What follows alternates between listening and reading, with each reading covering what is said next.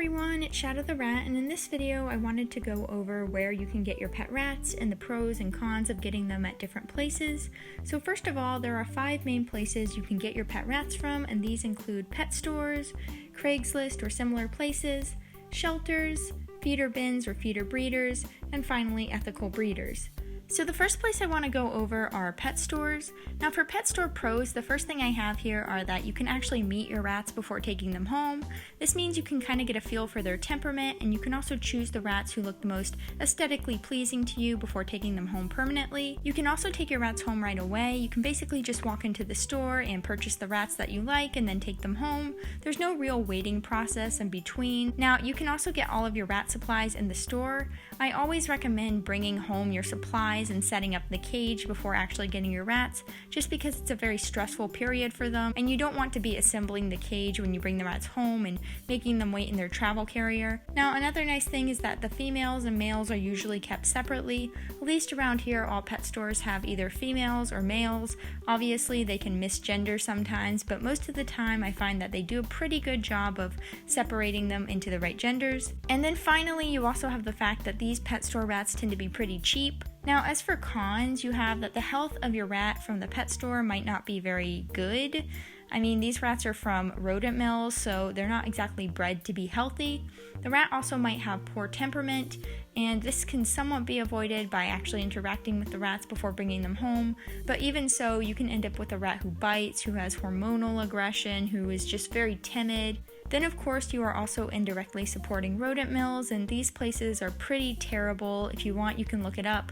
You'll see the conditions the rodents are kept in. It's really terrible, and it's just something that you have to be aware that you are indirectly supporting whenever you purchase a live rodent from a pet store. Or at least big pet stores do this. I should amend that because I know some smaller or family-owned pet stores actually breed their own rats, so it's a little different in that case.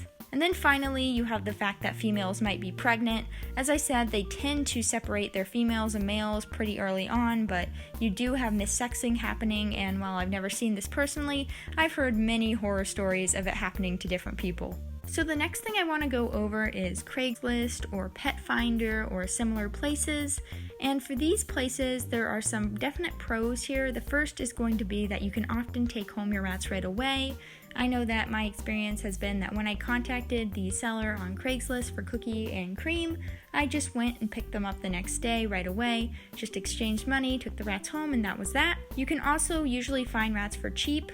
People on Craigslist are trying to get rid of their rats. Oftentimes, that's why the rats will be very cheap. They also often come with other stuff, so you might get like free food, free bedding, you might even get a free cage, or a cheap cage. Like I've actually seen double critter nations priced at like $50 on Craigslist that come with 5 rats because the person just wants to get rid of their rats. They have to do it in a short time period, and oftentimes they want the rats to go to a good home, so they want to give this cage or at least sell it for pretty cheap to encourage any new owners to buy it as well. Now as for cons, often you don't know what the rat's background is or how they were kept before you get them.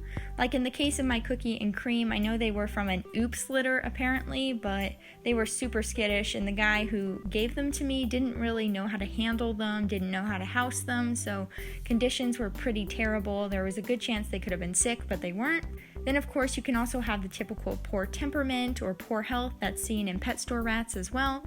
Oftentimes the rats on Craigslist do tend to be like pet store or feeder rats, just because a lot of breeders will actually have a contract where they will take back any rats if you can't care for them anymore. And of course you have the fact that many of the rats on Craigslist, many of the oops litters are actually just backyard breeders trying to get rid of their stock.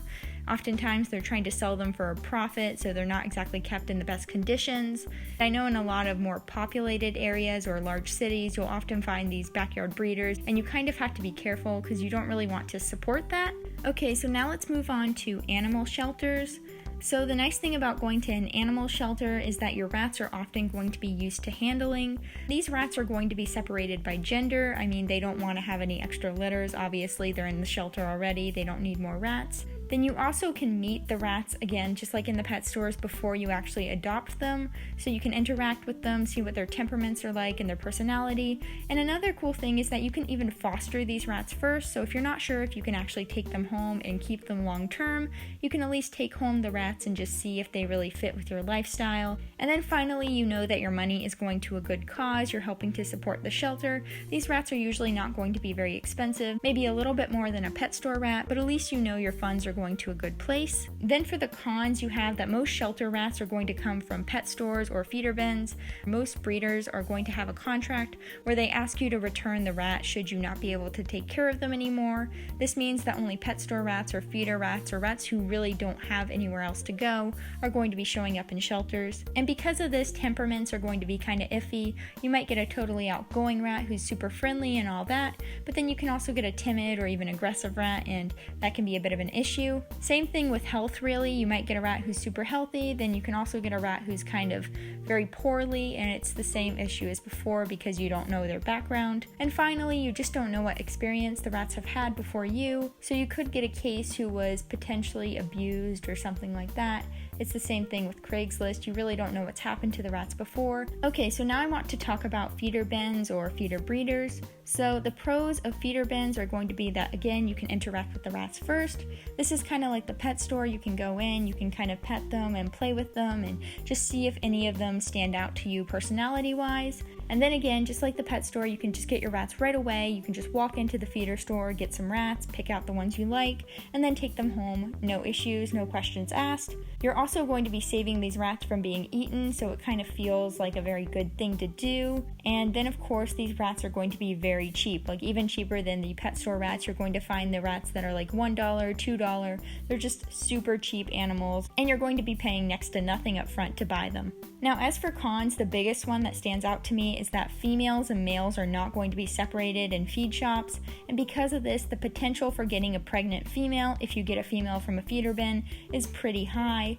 Another thing is that many rats in the feeder bin might be younger than they should be when weaned, which means you might find rats that are under 4 weeks, under 3 weeks, and if you bring these rats home, you might have to give them extra care in order to help them thrive, or in some cases, if you take them home, they might not even make it just because they're so young. And then, just like other places I've talked about before, the health is kind of iffy here. You don't know what their genetics are like, and because of this, you really don't know what they're predisposed to, and often the environment they're kept in the feeder shop or feeder bin is not going to be ideal. Same thing with the temperaments. They can have some pretty poor temperaments, but then again, some people have had feeder rats with amazing temperaments, so it's kind of a roll of the die, luck of the draw. Just exactly like pet stores, you don't know what you're getting, but you want to try to go for the friendlier rats. So finally, let's move on to ethical rat breeders.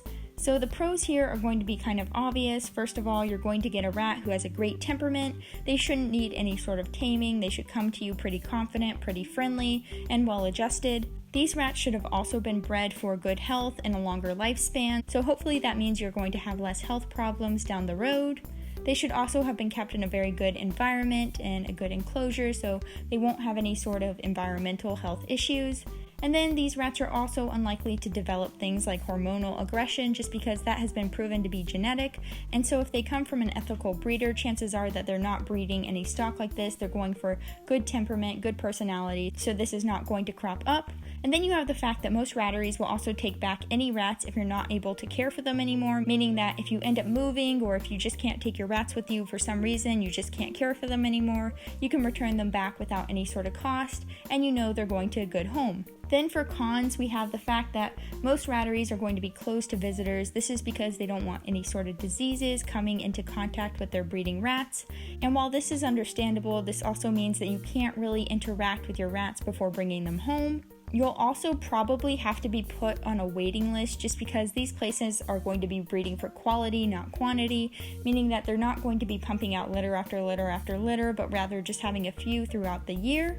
And then there's the fact that many ratteries are going to be very strict about who can take home their rats. And while this is obviously a good thing, it also means you're going to be going through a lot of paperwork. You have to do a lot of prerequisite things even before being put on the waiting list. And then you have the fact that in small or rural areas, it's very hard to find any rat breeders. I'm in a smaller area and I cannot find any of them within 5 hours of me, so this is kind of a situation in which case I can't drive 5 hours up and 5 hours back to get rats. Some people can, some people will go that far or even farther to get a well-bred rat. However, sometimes you just can't, and that makes it really difficult if you would like to get a well-bred rat. And then finally, you have the fact that a lot of these breeder rats are going to be more expensive, especially if you want a certain variety. If you want, let's say, a dwarf rat, you're going to be paying upwards of $50, maybe even $100, just because this is a very rare mutation and much harder to breed for than, let's say, the standard black and white hooded rat. Now, of course, these are not the only places that you can get rats. There are several other places, including rat shows, reptile expos, feeder breeders, or even retired lab rats. However, these are the more common places I could think of, and I just wanted to give a bit of a pro and cons list for each of them. And of course, there are going to be many more places than what I just listed.